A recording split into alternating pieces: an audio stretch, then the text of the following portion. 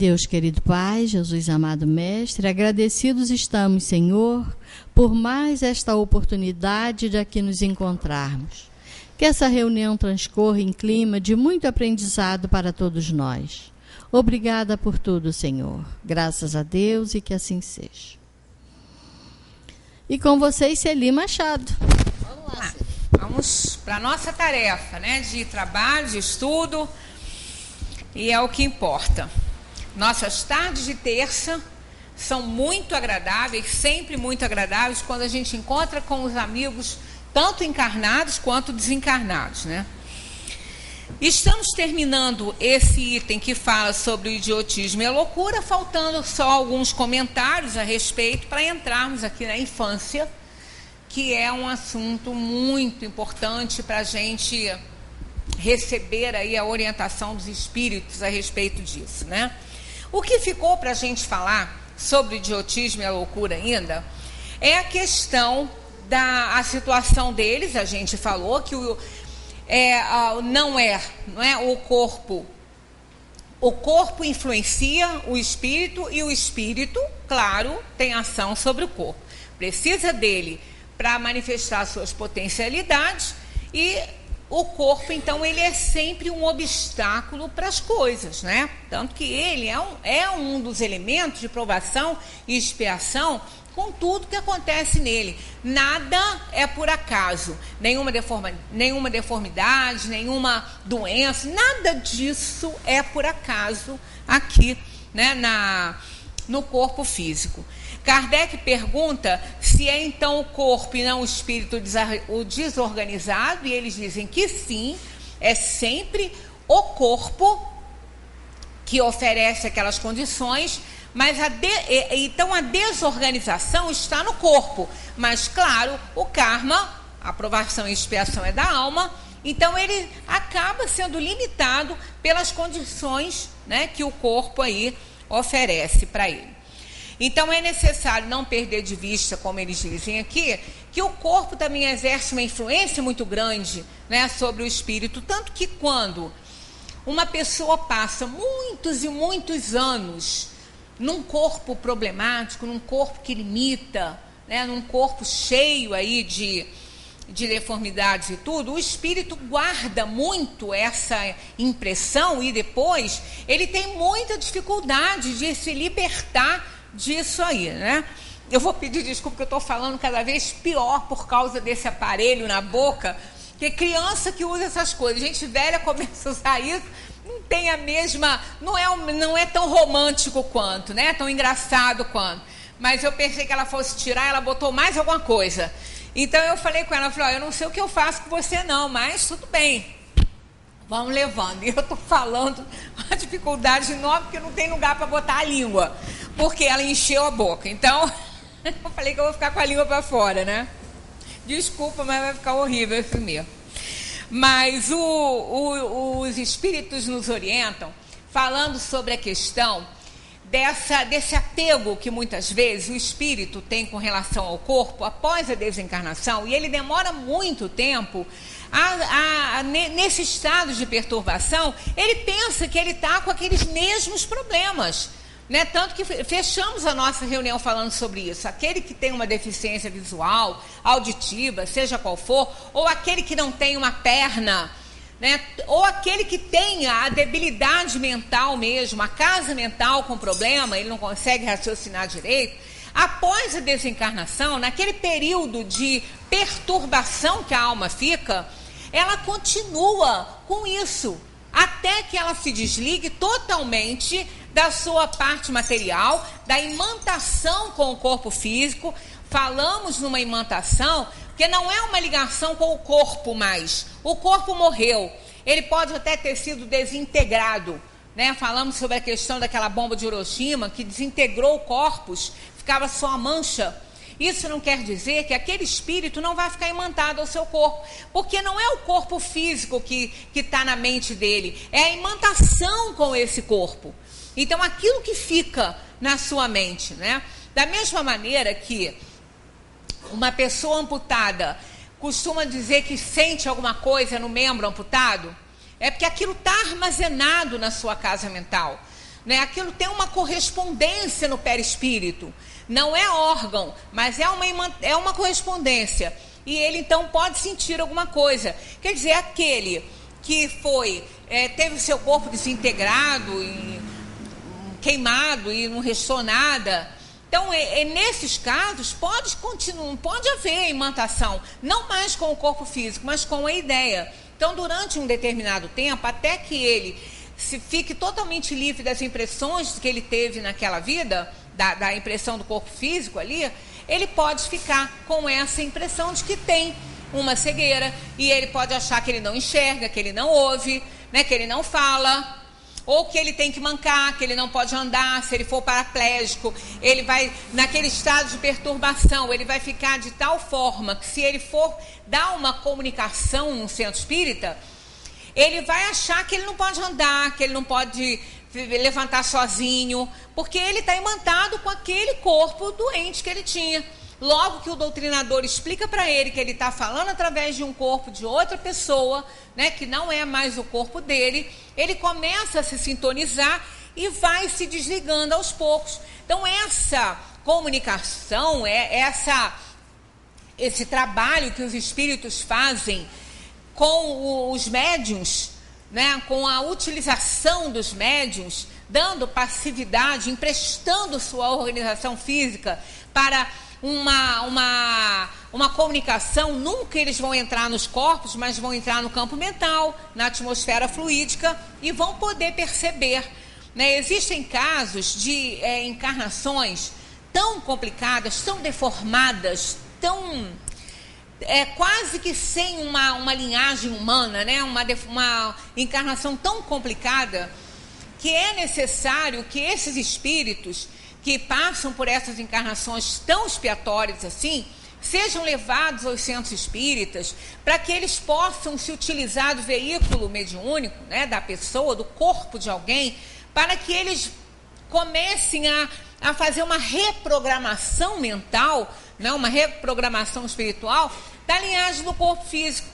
Não é que perca, mas a mente está muito ligada a uma situação. Nós tivemos uma comunicação aqui, nessa casa aqui, que o espírito passou por uma determinada encarnação expiatória, e ele tinha um corpo extremamente deformado, ele parecia um réptil, segundo ele falou depois, né? Então, na hora da passividade, a sensação é de que realmente fosse um réptil que estivesse ali, não conseguia falar, era uma aparência ruim, uma aparência esquisita.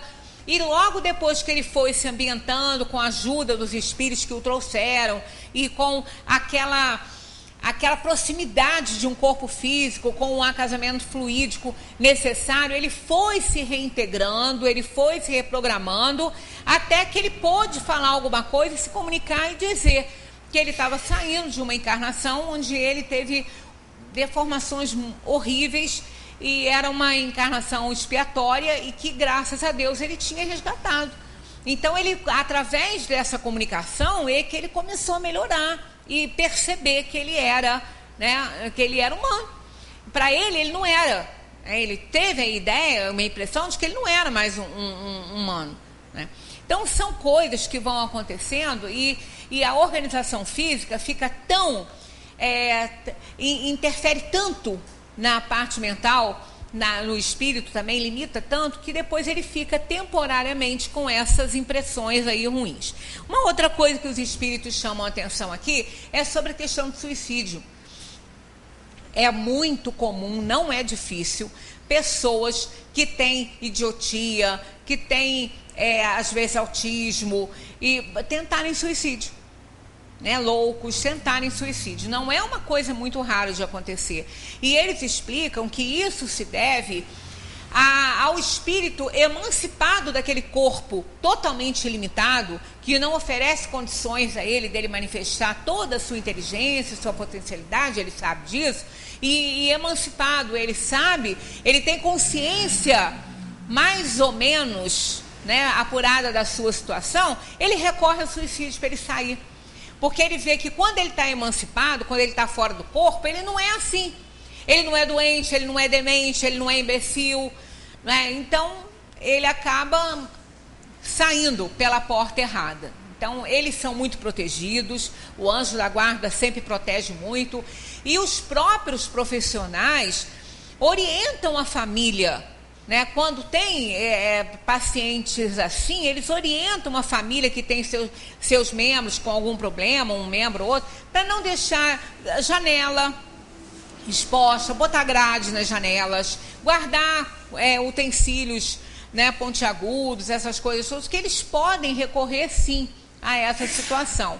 Então isso ocorre. Até eu já contei aqui um caso de esse não era demente não, mas ele tinha muitos problemas de saúde, muita doença, muita coisa, ele tinha problemas, ele nasceu cego, ele não escutava, e ele tinha outros problemas sérios, e ele já não estava podendo, assim, se locomover muito, né, assim, por conta dele, precisava sempre de ajuda, e foi constatado uma doença, outro problema nele, que ele teve que cortar as pernas. E os pais desesperados, porque já tinha tanto problema, aquela criatura já estava com tanta doença, tanto problema, tantas limitações, como mais isso ainda na vida daquele menino, né, um jovenzinho, devia ter uns 12 anos mais ou menos. Aí uma família que era espírita pediu que ele fosse fazer frequentasse um centro para poder entender todas aquelas coisas e tudo, né? E na época houve uma psicografia na casa que ele estava indo de um espírito que levou o nome dele para a reunião mediúnica, para ir da família, como aqui a gente faz, que a gente anota um número no caderno de radiação para fazer prece e radiação para as pessoas.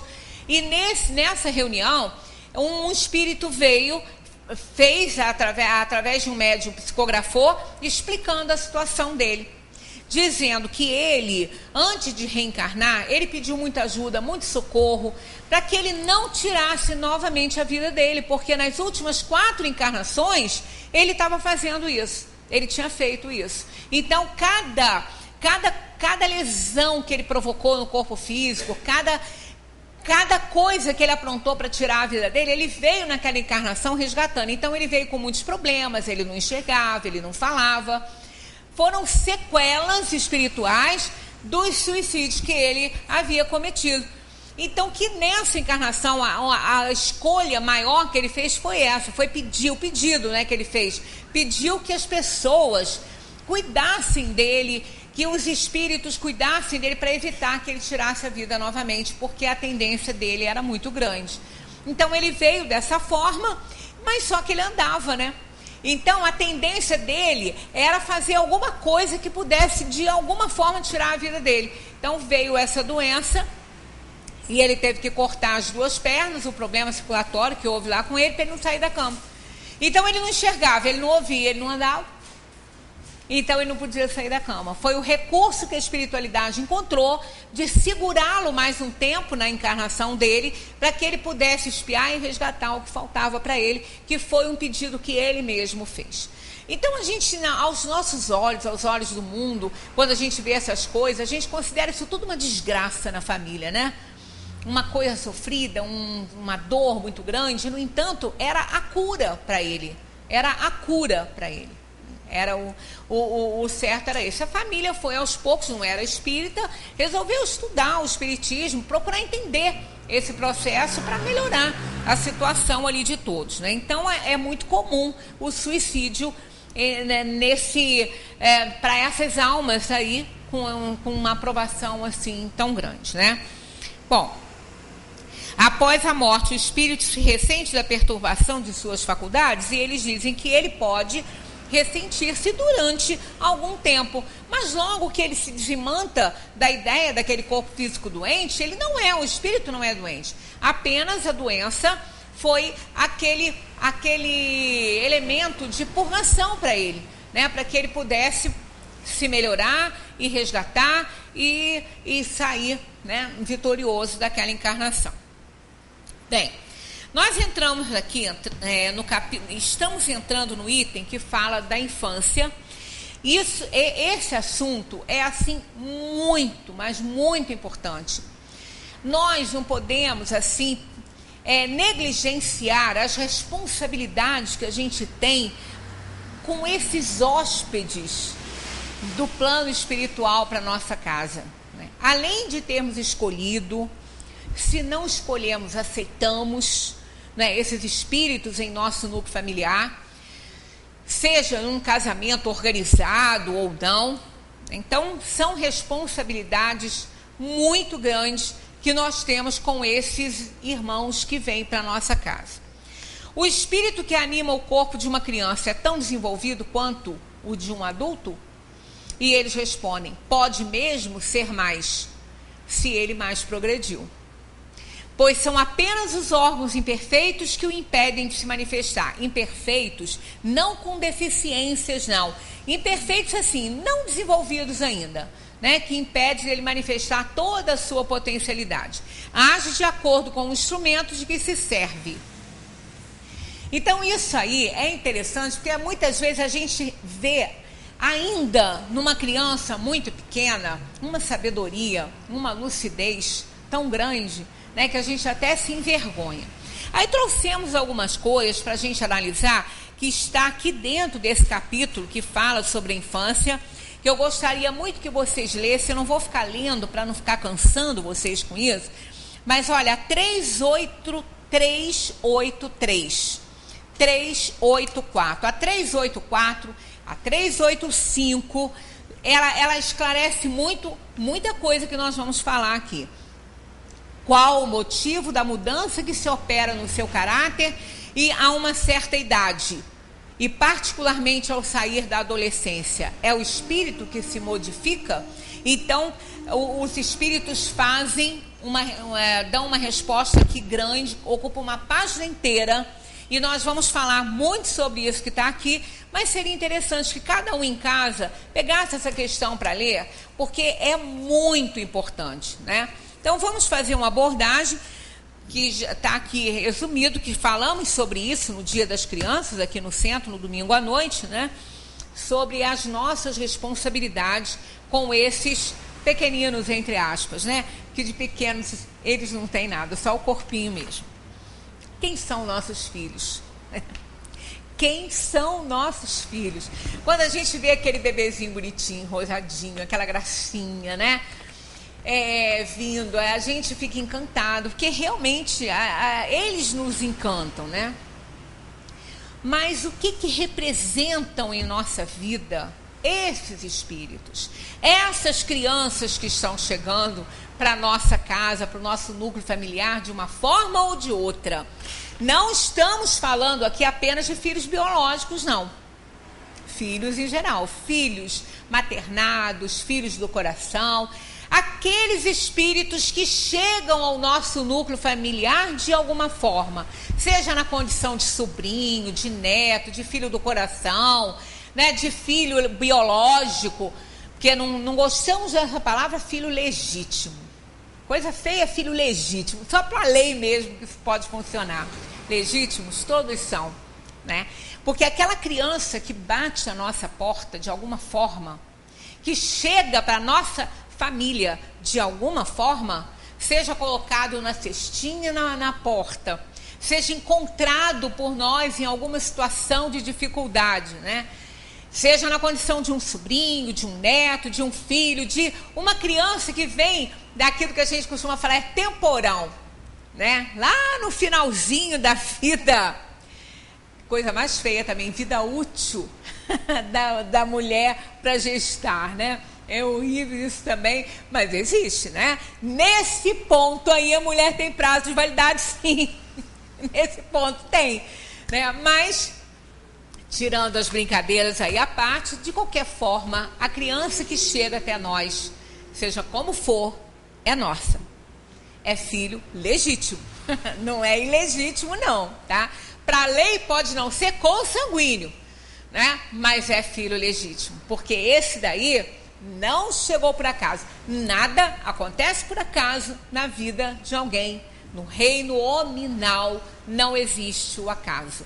Existe a necessidade kármica e expiatória e provacional, isso é real.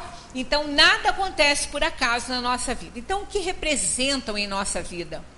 E mais importante ainda, o que representamos nós na vida deles. Além de simples relacionamentos de pais, filhos, irmãos, tios, avós, né? O que representamos nós na vida deles? Nada acontece por acaso. Os nossos hóspedes, digamos assim, do mundo espiritual, do plano espiritual que chegam até nós, eles não vieram por acaso ali, não caíram. Cegonha não deixou cair na nossa casa por acaso, não. Passou voando e caiu do bico? Era para ali mesmo. Era para cair ali mesmo.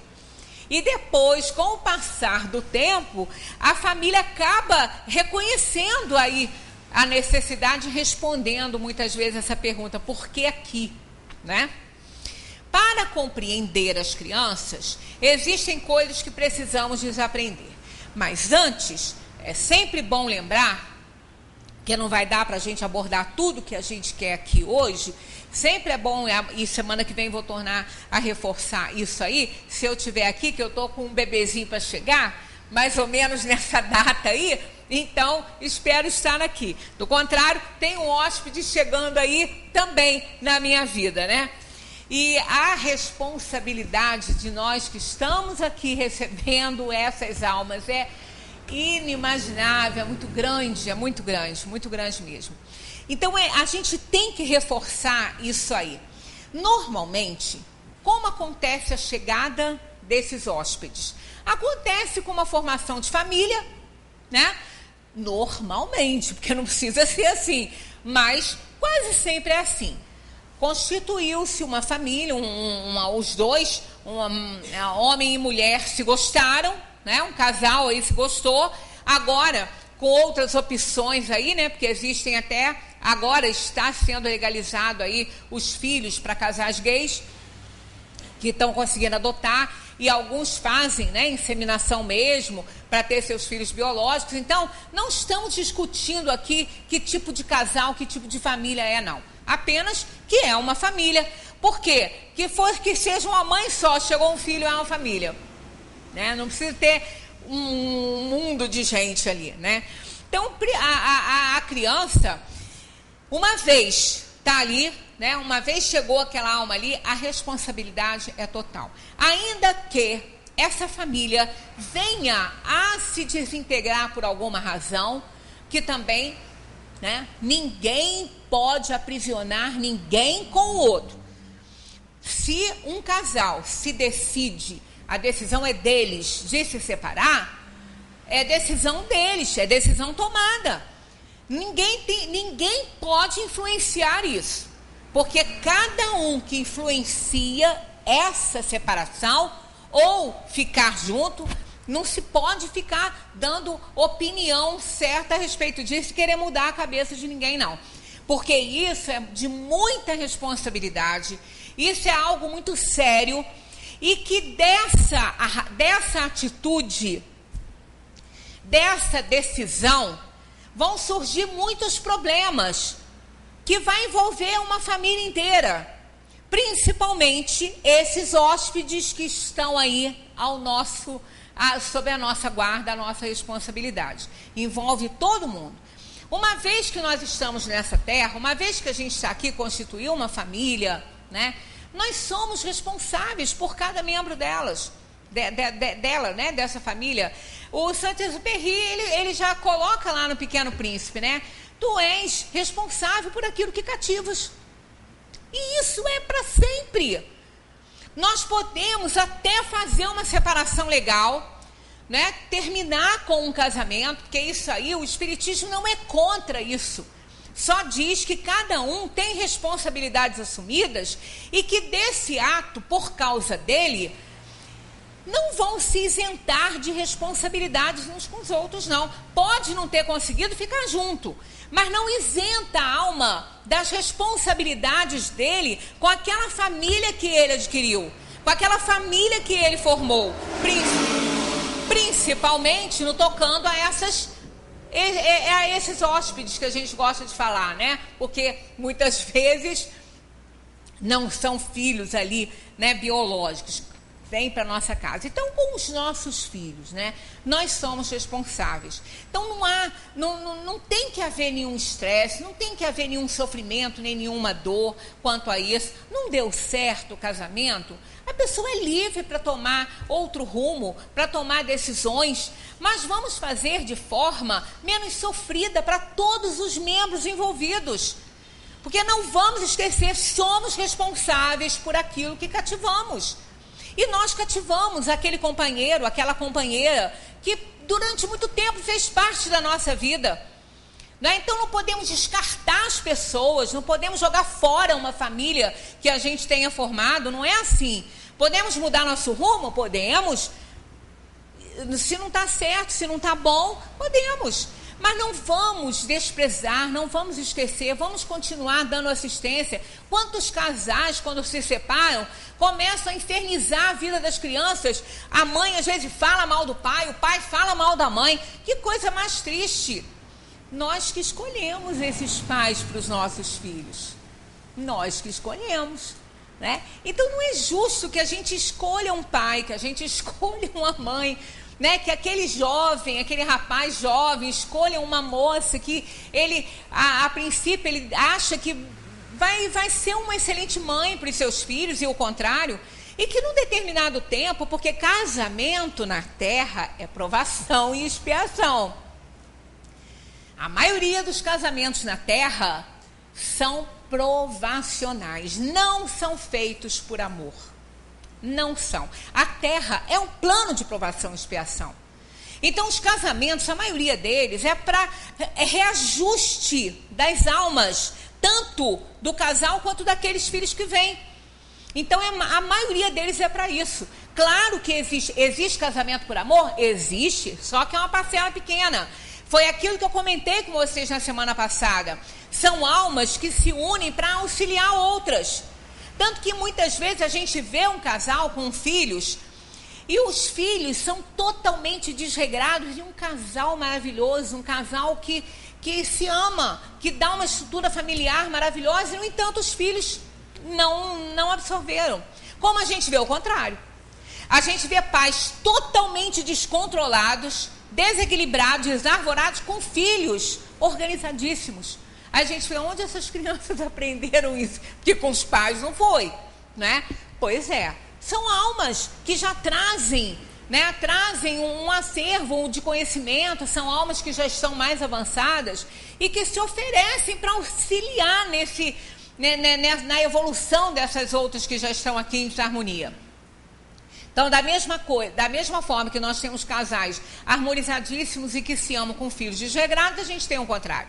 Porque, como os espíritos falam ali, muitas vezes, o espírito aquela criança que está ali, o seu espírito pode ser muito mais avançado, muito mais velho, pode ter vivido muito mais do que os seus pais. E eles vêm auxiliar e ajudar aquela família ali. Então, isso tudo pode acontecer. Agora, a criança, ela tem a infância maior do reino animal, o humano. Né? Nós, humanos, nós temos a infância maior que existe no reino dos animais. Enquanto que os animais nascem, logo já estão andando, já estão seguindo seus pais, né? A criança não. A criança tem uma infância longa. A primeira, segunda e terceira infância são longas. Essas infâncias demoram. E agora, segundo alguns, apesar de a gente achar que não está assim, tá? E até pior. Hoje a gente vê jovens com 30 anos, 25 ainda morando com os pais, né? Como se fossem adolescentes ali. E eles gostam disso, né? Gostam. Enquanto tem uns que saem cedo, outros ficam. Antigamente eles saíam até mais cedo um pouquinho, construía família mais cedo. Hoje as moças estão casando com uma idade mais avançada, os rapazes também, por quê? Querem se informar, querem se profissionalizar. E demora mais um pouquinho a construir a sua família. Mas a primeira, segunda e terceira infância, ela acontece com o corpo ainda limitando muito, oferecendo muita resistência ainda, muitas limitações. Tanto que eu já vi, né, e já ouvi espíritas falarem que uma encarnação se completa só com 7 anos. Isso não é verdade. A encarnação se completa na hora do nascimento.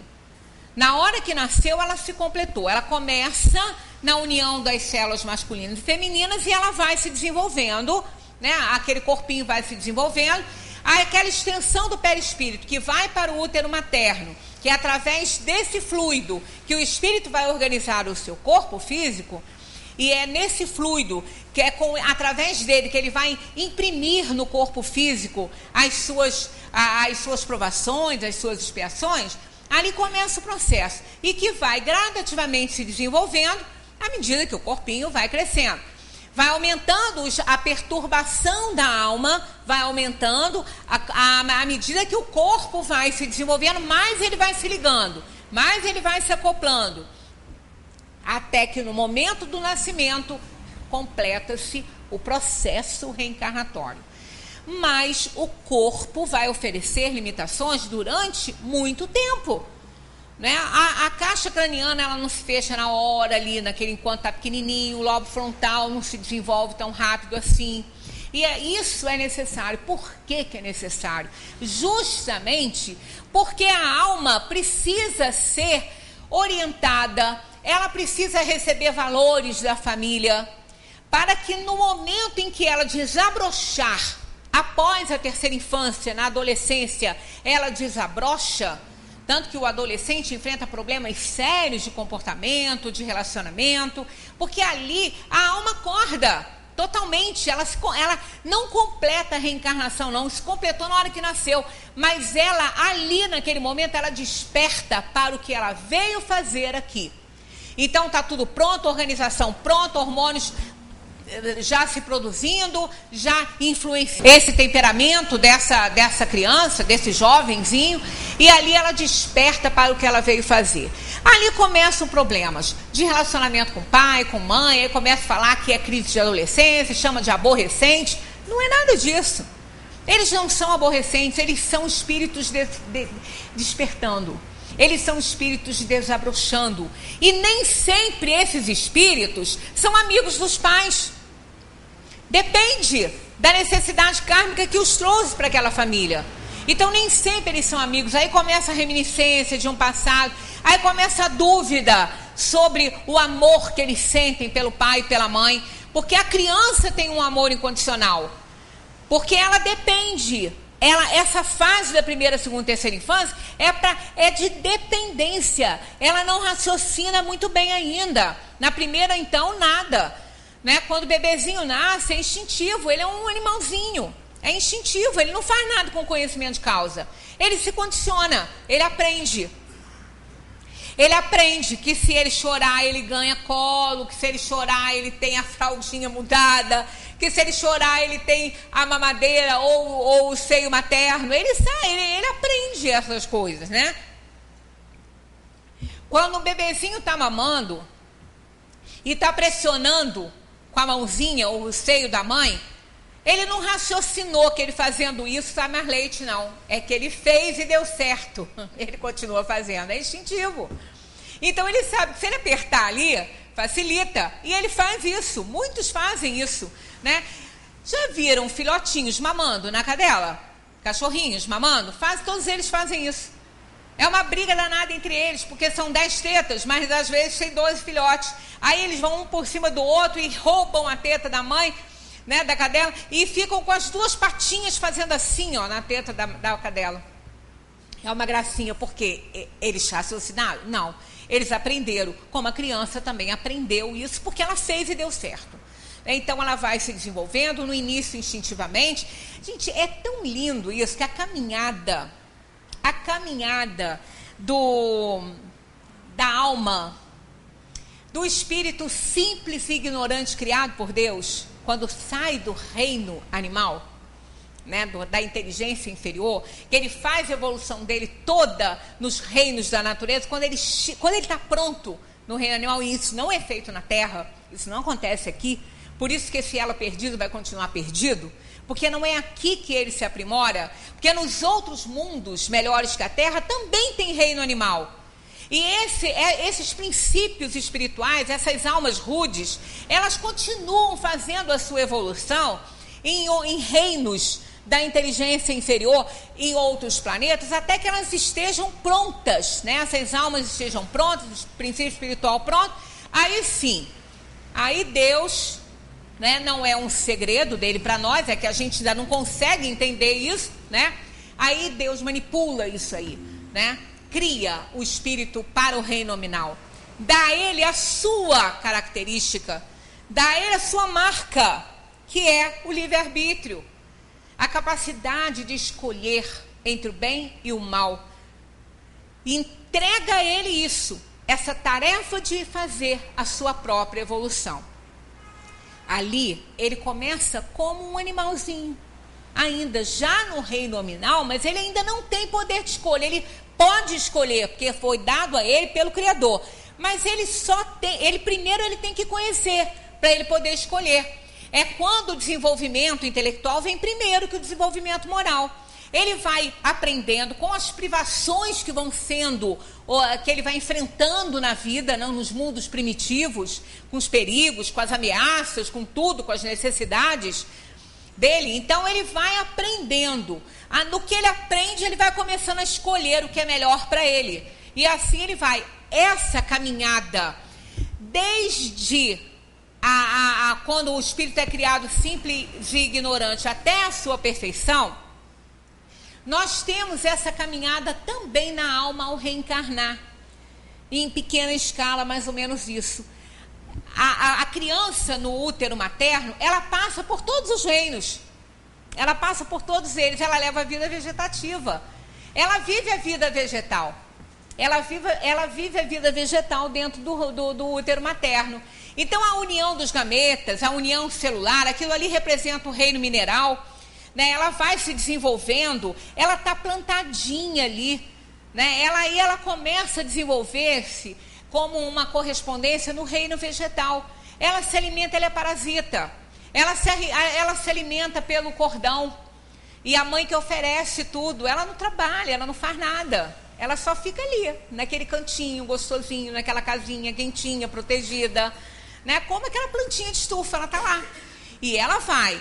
Quando ela vai se aproximando mais do momento do nascimento, ela começa a viver a vida animal. Ela começa a se movimentar muito, né? Ela começa a brincar ali dentro, né? Como se ela começasse a brincar. Ela não faz isso com conhecimento de causa, é instintivo, mas ela já começa. Ao reencarnar, ela entra no nominal. Então, ela percorre esses reinos, né? Quer dizer, o universo é todo intercalado. Ele é todo, é o macro e o cosmo, em perfeita harmonia. É o universo dando exemplos de toda forma para a gente, né, nesse desenvolvimento. Aí a criança, ela segue, né, naquele princípio ali de puramente instintivo, que uma criança, ao nascer, ela é instintiva, ela não sabe, ela não raciocina ainda, e ela vai aos pouquinhos, ela vai conhecendo a vida, ela vai desenvolvendo, ela vai descobrindo as coisas, e qual o espírito criado pelo Criador lá, simples e ignorante, e vai se desenvolvendo no decorrer da vida. Aí, quando o organismo está prontinho, ela entra na adolescência, produção hormonal, desenvolvendo todo esse ser material, né, produzindo tudo que é necessário para a vida acontecer ali na organização, e ela, então, o espírito ali desabrocha. Ele descobre realmente a que ele veio. Aí começam os conflitos, né? E ele não entende muito bem. Por que ele não admira o pai? O pai é tão bom, o pai é tão prestimoso, o pai é provedor. Mas ele assim mesmo, ele não admira. Porque ele tem reminiscências do passado. Quem foi aquele pai lá no passado? Então, existem algumas coisas que nós precisamos de desaprender para que nós possamos dar aos nossos filhos a orientação mais acertada. Porque certo é muito difícil, né? Porque quem está com a verdade, né? A gente se aproxima, a gente deseja. Mas olha só o que temos que desaprender. Elas não herdam características psicológicas, como a inteligência, dotes artísticos, temperamento, bom ou mau gosto, simpatia ou antipatia, doçura e agressividade. Elas não herdam isso de nós, né? Os espíritos não herdam isso da gente. Cada ser é único em sua estrutura psicológica. O corpo é oferecido pelos pais, mas a alma não. Podemos ter filhos, né, gêmeos univitelinos, gêmeos de verdade mesmo, uma placenta só, e serem completamente diferentes no temperamento. Eles vão ser clone um do outro ali, né? São idênticos, mas o temperamento pode ser completamente diferente. Isso até em gêmeos siameses a gente vê, né? Às vezes gêmeos têm um corpo só e duas cabeças, pensam completamente diferente, não herdam essas características dos pais, né? Isso é da alma. Ah, mas por que parece tanto com o meu avôzinho? Né? Porque às vezes a gente chama até o nome, né? Bota até o nome do avô de apelido ali naquela criança. Eu vou pegar outra bênção, que essa bênção está vindo por trás, eu preciso de uma bênção aqui pela frente também, ó. Que coisa horrível. É um calor que só eu sei. E minha mãe, quando eu era criancinha, essa questão do livre-arbítrio, ela insistia em me botar casaco. Eu tinha horror de casaco. Eu tinha pavor, eu escondia todos. Mas não pode, você não pode pegar friagem. Mas eu não sentia friagem. Eu nunca tive frio, eu nunca senti frio. Desde criança. E ela insistia em me botar roupa. E eu queria escolher. Eu não posso botar roupa, eu não gosto de roupa. Era uma luta, era uma briga, sempre, para botar roupa, né? Então é aquela questão. Nós só herdamos características físicas, né? Nada psicológico. Ah, mas o meu filho é igualzinho ao avô dele. São almas gêmeas. O que é alma gêmea? Alma gêmea não é metade da outra. É alma parecida. O que são gêmeos? Não são crianças parecidas? Às vezes idênticas? Pois é. Tem alma gêmea. A alma gêmea é aquela alma igualzinha. Ela pensa da mesma forma, ela tem os mesmos gostos. Ela é igual. Então aquele netinho pode ser o avô encarnado? Pode, claro que pode. Se ele morreu antes, pode. Só não pode se ele morreu durante a gravidez. Aí não pode. Mas se ele morreu antes, pode. Mas não sei, pode. Ah, mas ele parece tanto? Não é por parecer que pode, não. Porque ele pode ser uma alma gêmea da outra. Almas que vêm, isso não quer dizer que foram criadas juntas, que vão ficar eternamente juntas. Nada disso, tá? São almas parecidas. Almas que vêm, há milênios aí reencarnando, tendo as mesmas preferências, caminham juntas, né? Então são almas, podem ser até inimigas, mas gêmeos, com as mesmas preferências. Por quê? Alguém, nesse momento, pode estar em alguma reuniãozinha desenvolvendo aí uma atividade extremamente nociva à sociedade, e um outro grupo, em outro lado, desenvolvendo a mesma coisa com as mesmas preferências. São almas gêmeas nesse sentido. São iguaizinhas, pensam da mesma maneira. Então, aquele menininho que parece com o seu avô, nem sempre é um avô encarnado. Pode ser uma alma que já caminhou muito com ele em outras oportunidades, e são espíritos que gostam das mesmas coisas, fazem as mesmas coisas, mas nem por isso herdou isso de alguém, né? Outra coisa importante para se desaprender. Esses espíritos que nos são confiados, já embalados em corpos físicos, que nós mesmos lhes proporcionamos, e não vem com manual. Não vem com manual de instrução, tá? Que nós mesmos, né, criamos, não são criados novinhos. Quer dizer, são almas milenares. Eles não foram criados ali sem passado, sem história, nada disso. Uma criança traz um acervo de conhecimento, um acervo grande, né? Podem ser muito mais, como o Livro dos Espíritos falou, muito mais evoluídos do que nós, podem ser muito mais sábios do que nós. A criança, ela já nasce com um acervo pessoal de suas conquistas no processo evolutivo.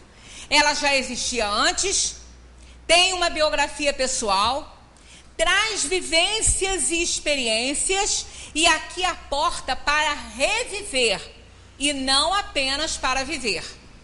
Está, portanto, renascendo e não nascendo.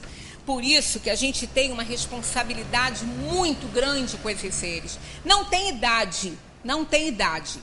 Né? Um filho precisa do seu pai e da sua mãe para sempre. Claro que tem atividades diferentes. Né? Tem uma fase que a gente é muito mãe. Outra fase, a gente não é mais aquela mãezinha, né, cheia de cuidadozinhos. A gente já passa a ser uma orientadora. E tem uma fase que nem mais orientação a gente pode dar para eles. Hoje em dia eles são tão sábios, né, tão cheios de conhecimento, que a gente não tem nem muito que orientar. Mas a gente tem que ajudar a pensar. Né? Os pais têm sempre muito para oferecer para os seus filhos, em qualquer idade. Pena que a nossa cultura não pensa assim. Né? Os pais vão ficando mais velhos, os filhos acham que eles não sabem mais nada. Não tem nada para oferecer, mas não é verdade. Não é verdade. Sempre tem. Né? Até porque, quanto mais a gente vai envelhecendo, menos atividades a gente observa melhor, a gente tem uma certa experiência. Se não tem experiência, tem vivência. Viveu mais, viu mais coisa. Né? Então, pode oferecer alguma ajuda. Então, o filho precisa de pai e mãe a vida inteira. Por isso que a gente sempre recomenda, se não quer mais viver com a primeira família, não tem problema. Arranja outra, constrói outra, mas não deixa aquela de lado. Não abandona, porque é de sua responsabilidade, não pode abandonar. E nem denegrir a imagem de ninguém. Não é? Porque, como nós já falamos aqui, nós é que escolhemos os filhos, os pais, né, para os nossos filhos. Nós escolhemos o pai escolhe a mãe. Né? Isso aí não acontece por acaso, né? Não acontece por acaso. Não vem no ar, né? Não é como gripe, que pega no ar, né? Filho não se pega no ar. Então, a gente escolhe o parceiro ou a parceira, que vai ser aquela pessoa que a gente considera importante para uma tarefa muito mais importante, que é servir ali de pai ou mãe de veículo, né? Digamos assim. Nós, pais e mães, não são apenas veículos de transporte da alma para cá, não. A gente não pode pensar dessa maneira, não. Nós somos importantes na vida deles e eles são importantes na nossa vida. Então, não importa o que a gente faça da nossa vida, mas a gente não pode esquecer que eles existem, que eles estão ali, sentem falta de nós. Não é? Não importa a idade que a gente tenha. Não importa a idade. A gente pode estar com 30, 40, 50, 60 anos. A gente sente falta dos nossos pais, da presença do nosso pai. Né? Tanto que a gente sente falta daquela palavrinha, daquele carinho. É importante demais isso. E a gente tem que assumir isso, porque depois nós vamos responder por isso seriamente a quem? A nossa própria consciência. A nossa consciência. Porque aquela família que se desintegra e um de seus membros, seja mãe ou pai, larga para lá, né, os filhos que têm, tudo, se eles se desenvolverem mal numa sociedade, se eles forem nocivos a eles mesmos, a gente pode ter parcela de responsabilidade nisso, né? Porque eles precisam dos valores que a gente tem para oferecer, para depois eles fazerem a escolha deles. Mas a gente tem que oferecer.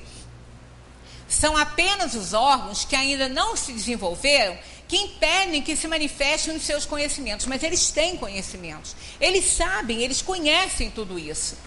Sua inteligência é limitada até que a idade lhe amadureça a razão.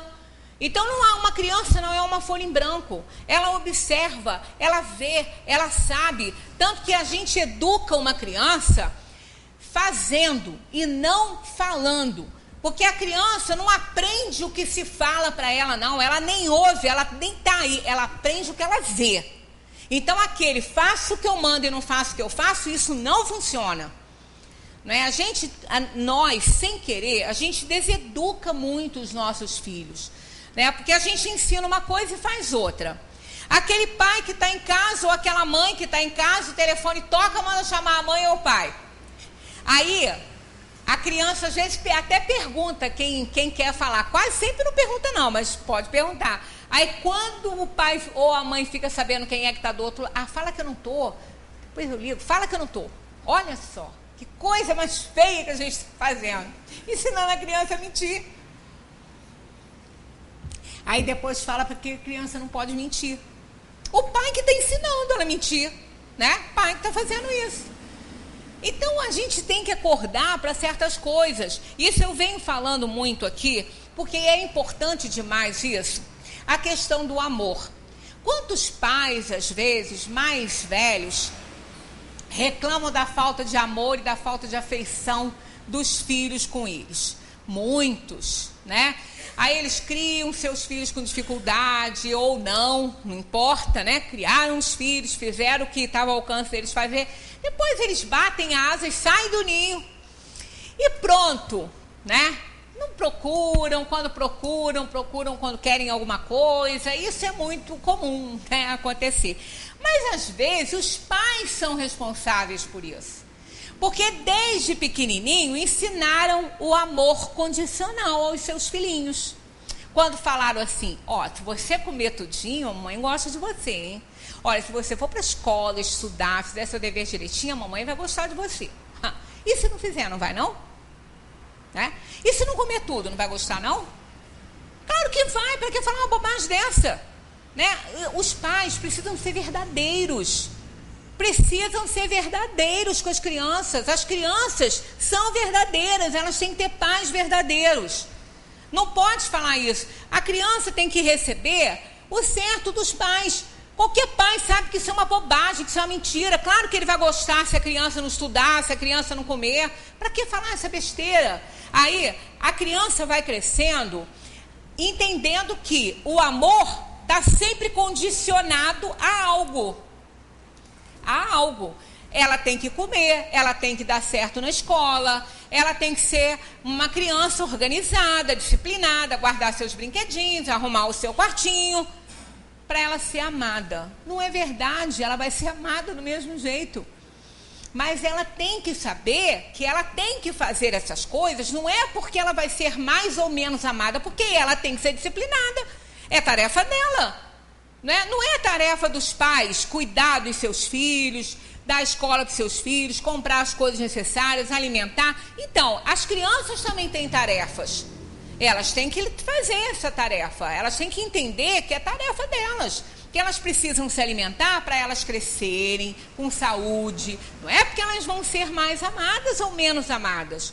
Então, a verdade precisa estar presente no relacionamento de pais e filhos. Porque mais para frente, isso tudo vem à tona. Na idade que as pessoas chamam de aborrecência, isso vem à tona. Para você quer fazer isso tudo. Você quer me proibir de fumar porque você fumou a vida inteira? Mas eu tinha um vício. Bom, então seja verdadeiro quando falar para o filho que ele não deve fumar. Por que não deve? Né? Não deve por quê? Porque vai danificar, porque eu estou tentando parar, não consigo. Né? Mas é diferente as relações que a gente tem. A gente comete muitos erros. Claro que a gente está tentando acertar, mas a gente comete muitos erros. E olha, o que se faz com a criança, a maneira como nós agimos com a criança na infância dela, vai determinar a vida dela. Que ela está ali naquele período dependente, recebendo valores. O que ela aprende ali vai determinar a vida dela para frente. Vai influenciar muito a vida dela para frente. Então, a verdade tem que prevalecer em todos os setores da nossa vida. Mas com as nossas crianças, principalmente, a gente tem que ser ali verdadeiros com elas, né? Filhos não são realizações fortuitas, decorrentes de circunstâncias secundárias. Isso não existe, né? Procedem de compromissos aceitos e antes da nossa encarnação pelos futuros genitores, de modo a edificarem a família de que necessitam para a própria evolução. Nós estamos hoje aqui na nossa vida, na nossa encarnação atual, nós já estamos aí inconscientemente preparando a nossa família futura. Por quê? As nossas atividades estão sendo desenvolvidas nessa terra. A gente erra e acerta. A gente aprende com os nossos erros. Muitas vezes nós causamos danos a pessoas, exploramos pessoas, tiramos oportunidades valiosas de algumas pessoas por ganância, seja pelo que for. Isso não pode ficar barato. não vai ficar. Então, todas as vezes que a gente tira algo de alguém, a gente tem que devolver. A gente tem que dar um jeito nisso. Se nós não fizermos na atual encarnação, nós vamos fazer em encarnações futuras. Aí aquele que hoje a gente explorou, que a gente danificou, que a gente prejudicou, né, pode ser, na próxima encarnação, aquele que a gente vai pedir para ser filho. Que a gente vai pedir para vir na condição de filho, para que a gente possa dar a ele tudo que a gente tirou. Às vezes a gente tira a vida de alguém, seja consciente ou não, né, seja por maldade ou não, não importa. Estava na hora da pessoa ir, senão ela não ia morrer. Eu sempre faço esse parênteses, porque Deus está no comando da vida e não nós. Mas aí na próxima encarnação, quando a gente sair daquele estado de perturbação após a morte, a gente começa a fazer a avaliação da nossa vida. Poxa, eu não podia ter feito isso com fulano, olha o que eu fiz, estava errada. Eu quero consertar, eu quero dar uma oportunidade a ele, aí a gente pede para vir como filho. A gente pede para nascer como filho da gente. Aí quando chega aqui, né, a gente comete outros erros, talvez tantos quantos, não é verdadeiro. Quer dizer, não resgata, né, não corrige o problema. Então os filhos não são realizações ao acaso, não acontecem por acaso, né? Eles vêm para nos ajudar, para se reajustarem conosco, para fazer aquilo que tem que ser feito.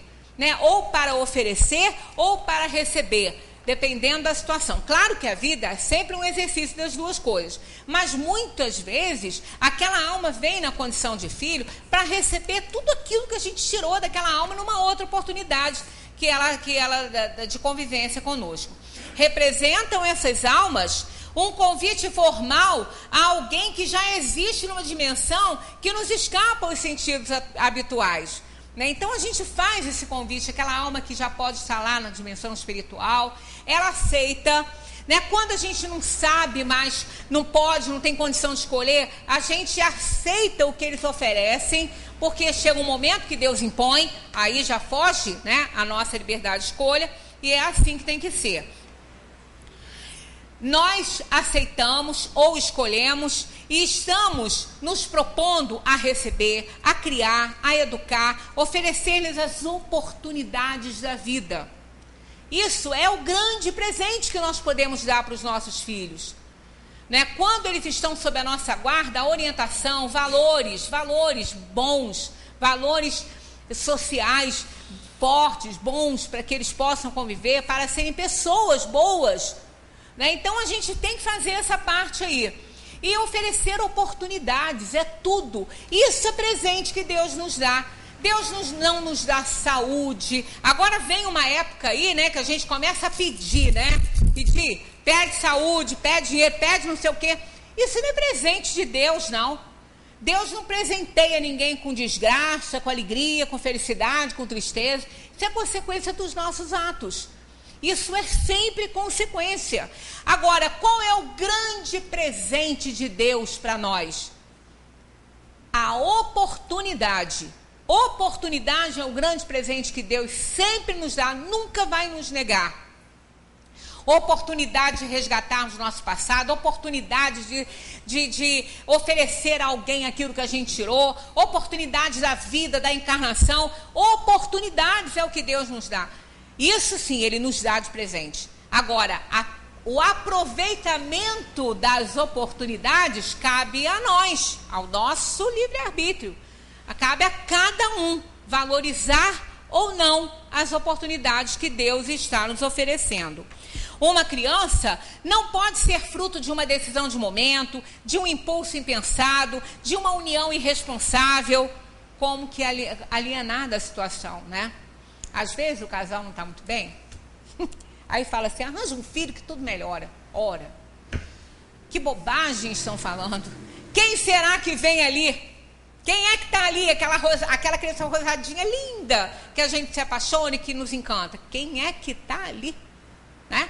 Pode ser um inimigo ferrenho da família. Pode ser alguém que veio e foi para botar lenha na fogueira.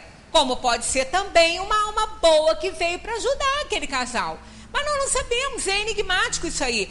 Conscientemente a gente não sabe Fizemos a escolha, inconscientemente a gente sabe quem está ali, mas foi esquecido, caiu na bênção do esquecimento, para que a gente possa realmente ter uma oportunidade de renovação. Então não é nada fortuito, a criança não pode consertar nada, criança não conserta casamento, criança não prende ninguém na casa, isso é bobagem, né? Isso é uma ilusão. A criança precisa sempre ser aceita, compreendida e ajudada.